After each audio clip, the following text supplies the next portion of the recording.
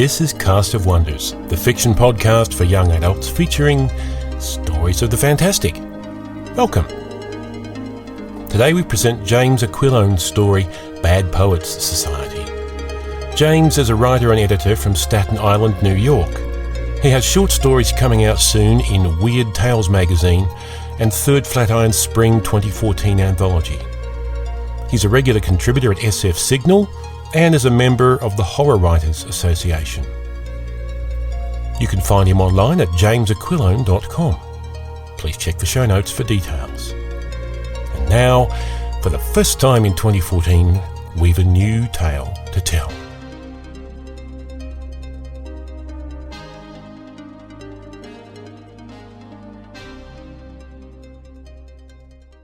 Bad Poets Society by James Aquilone. Kilgore Birch never thought a bowl of thin pea soup would be his undoing, especially since he stole it from a blind vicar, but here he was in the Poet King's dungeon. He wasn't sure how the vicar had identified him. Kilgore wondered if he smelled guilty. His wife, Martha, was always harping on him to stop breaking the law and get an honest job. But honest jobs were still jobs, and Kilgore treasured his sleep more than his integrity. Of course, dungeons weren't great places to catch up on one's sleep. As dungeons went, this one was particularly dungeony, full of oily shadows, moist stone walls, and anguished cries. The worst part, though, was the food, namely the fact that there wasn't any. But when the guards came for Kilgore, his thoughts weren't on food, but poetry. They were the kind of thoughts one has just before one starts talking gibberish and foaming at the mouth. When Kilgore was brought to the Great Hall, he was surprised by King Rockenfort's appearance. He expected a thin man with sunken cheeks and dark circles under his eyes, in other words, a poet. But the king didn't look as if he'd missed many meals or naps. King Rockenfort sat plump and ruddy on his throne, his head resting on his hand.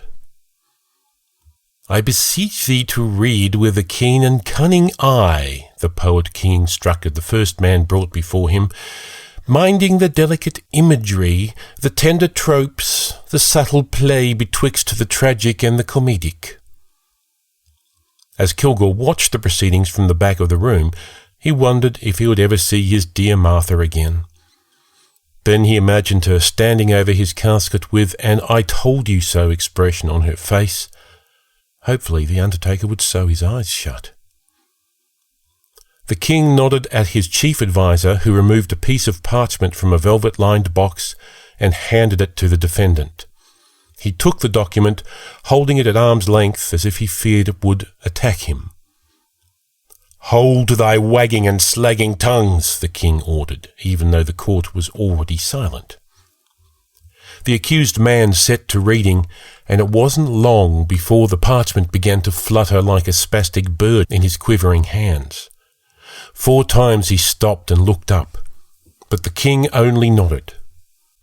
When the man was done, he returned the parchment to the adviser, who placed it back inside the velvet-lined box. King Rockenfort rose. "Poetry," he intoned, "is the epitome of truth and beauty, God's greatest gift to the world. Therefore it stands to reason that if one doth not appreciate verse, then one must necessarily be a godless, cretinous malefactor. How better, then, to determine guilt or innocence?" The poet king glared at the defendant. "If thou art dishonest in thine opinion, much the worser thy punishment will be. Dost thou understand?" The accused man nodded. The king motioned to his minister of honesty. The old man crept forward like a caterpillar. The M of H, as he was commonly called, detected untruths better than a fly detected excrement. It wasn't known how he came upon his powers, but they were unquestionable. Therefore all of the accused told the truth, and as a consequence all said rather nasty things about the king's poems. For all his love of poetry, King Rockenfort was an awful versifier. Sadly, passion doesn't always equal talent. The M of H stood before the defendant and bore into his eyes. The king leaned forward, smiled thinly. "So, dear subject, what didst thou think of mine poem?" The defendant rubbed his legs. He twitched. He glanced at the M of H. The minister narrowed his colourless eyes. Some people say it's that lack of colour that gives the M of H his power, that his eyes see more clearly. Your Majesty," the defendant said, I found the poem to be—" He coughed into his fist. I thought the poem in question was— Oh boy. Then the words came tumbling out. "I thought the poem was amateurish and cliché. The imagery was awkward and juvenile. The rhymes were predictable, and I didn't understand how a wheelbarrow could be like a frog." It wasn't often the king received such an articulate critique, but it also wasn't often that he had a doctor of letters in his court. "Enough!" the king shouted, raising his hand. "I have a verdict reached." The king inhaled, stuck out his chest, and said, "I, the king of song, find you guilty of poaching, as well as hating poetry. I sentence thee to death by hanging. May God have mercy on your illiterate soul." 3 guards grabbed the man, who was now weeping, and carried him back to the dungeon. He was the 6th person sentenced to death that day. "Is the entire kingdom with hard-headed cretins filled?" the king asked, dropping back onto his throne. "Do any of mine subjects have taste? I almost pity them for their inability to appreciate good verse. This is the best poem I have ever penned." He was correct. It was the best poem he'd ever written. And yet it was still an insult to wordsmithery. The next defendant was brought before the king. It was Kilgore. He was not a man of letters. In fact, the only thing he had ever read was the Bible, and that only because he was severely beaten. Kilgore was given the parchment. He read it and returned it to the adviser. "And what did thou think of mine poem?" the king asked in a bored voice. The guards stood ready. The M of H stared into Kilgore's eyes. The king sat with a pinched expression on his face, waiting to pass another death sentence. "Your Majesty, I cannot lie," Kilgore said in a bright and loud voice. "I thought your poem was swell." All eyes were on the M of H.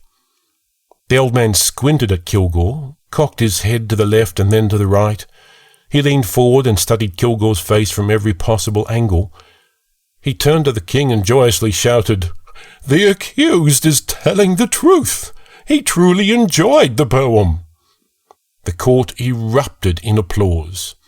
The king sprang off his throne. "Huzzah!" he shouted. "I found your poem beautiful and eloquent," Kilgore continued. "My heart burned with joy and sorrow upon reading your words."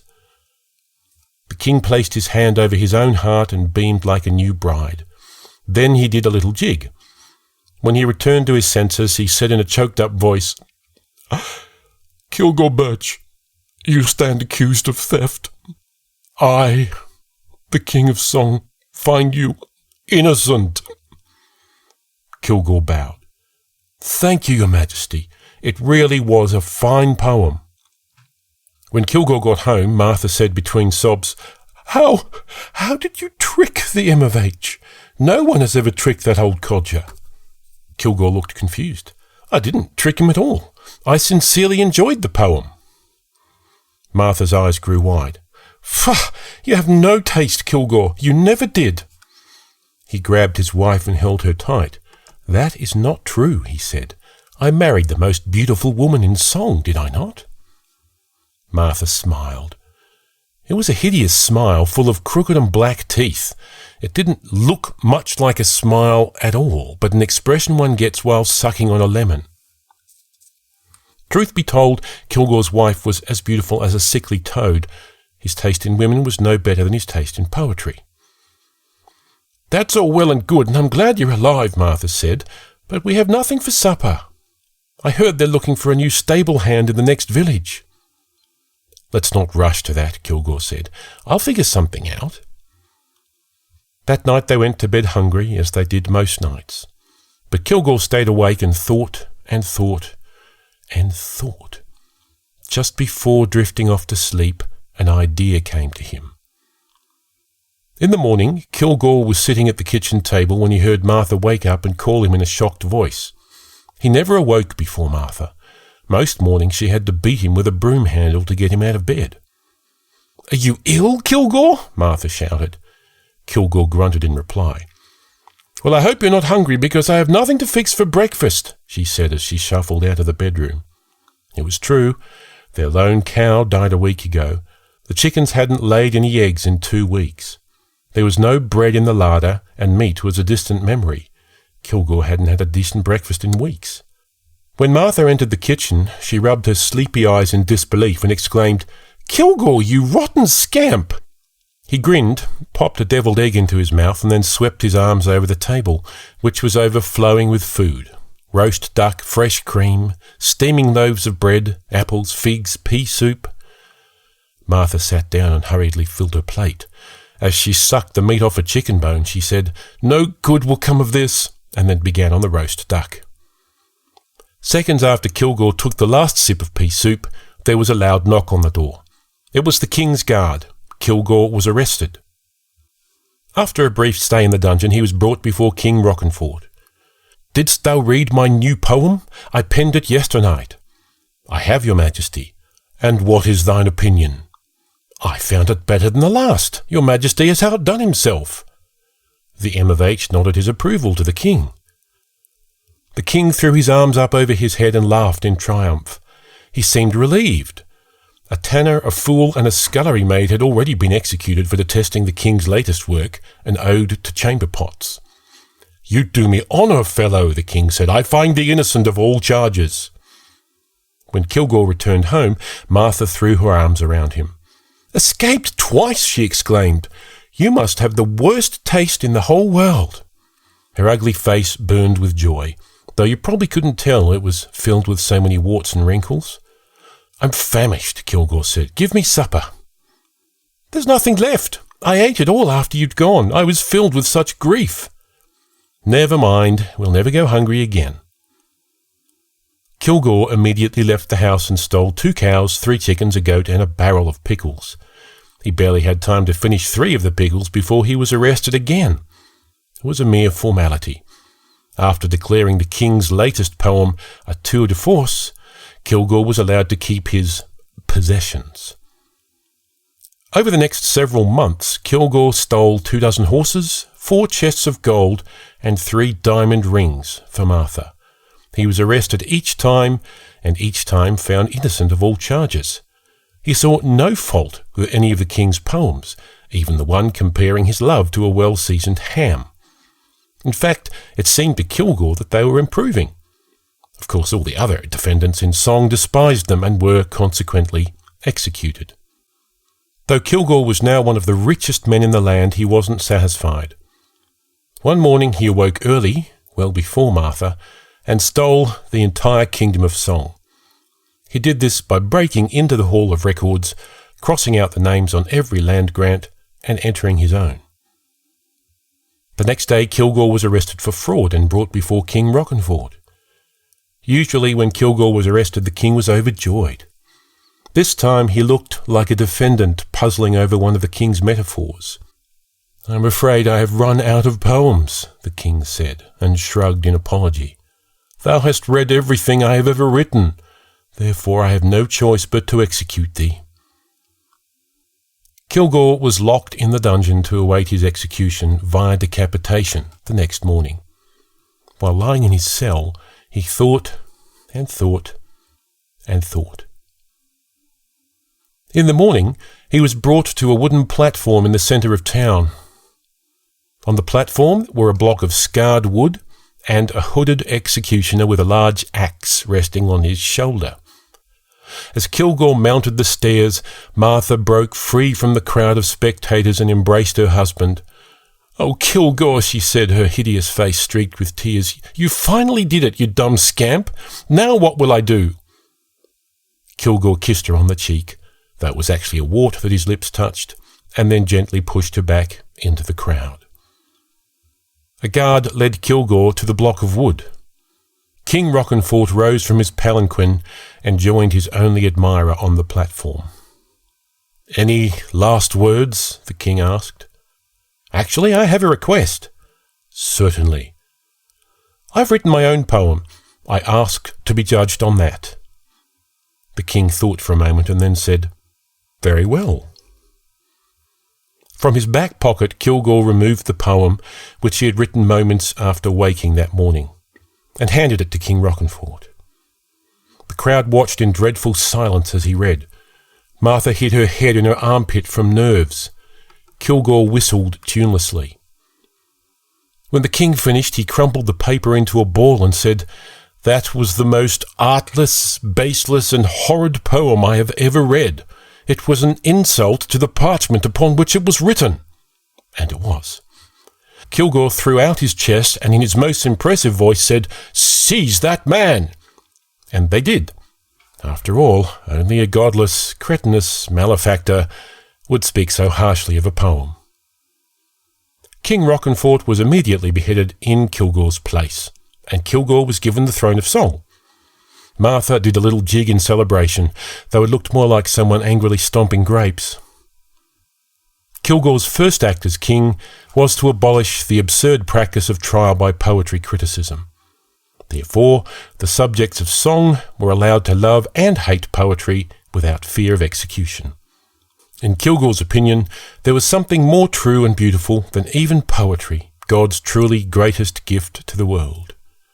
From that day forth, guilt or innocence in song would be determined by the defendant's opinion of Queen Martha's beauty.